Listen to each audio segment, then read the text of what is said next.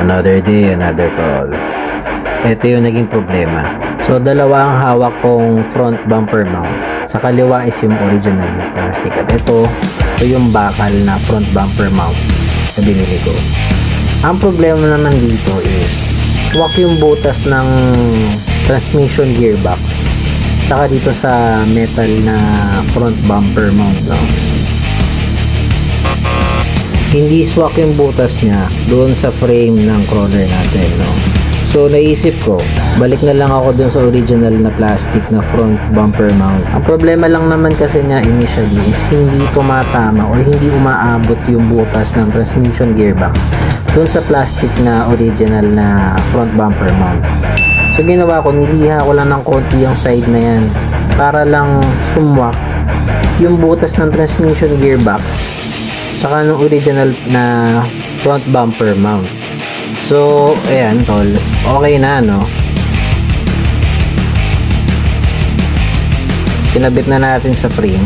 Well, nung una kasi hindi talaga swak yung butas nitong original na front bumper mount na plastic doon sa metal na transmission gearbox.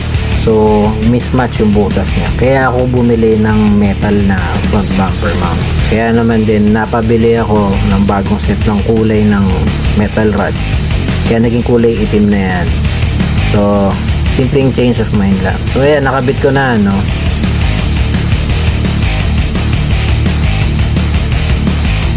Pero teka, may nakalimutan ako. Yung drive shaft, nakalimutan kong ikabit man. So binaklas ko ng konti, pero yung una-unahan lang tsaka yung skid plate binaklas ko ng konti para maipasok ko yung drive shaft ulit. So ayan, swak na siya. So kabit ko na ulit yung transmission gearbox, pati na rin skid plate, kinabit ko na rin dyan.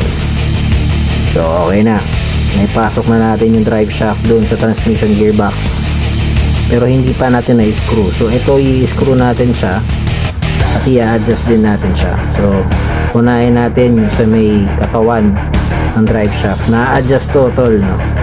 So nilogan lang natin, tapos dito in-screw na rin natin yung cup allen para ma-fix na siya doon sa front transmission gearbox. Tapos in-adjust na rin natin yung sa may katawan ng drive shaft. Sinigurado lang din natin na may laro pa din yung drive shaft para hindi maghilahan yung dalawang transmission gearbox. So yun lang mga tol, no? Rock and roll.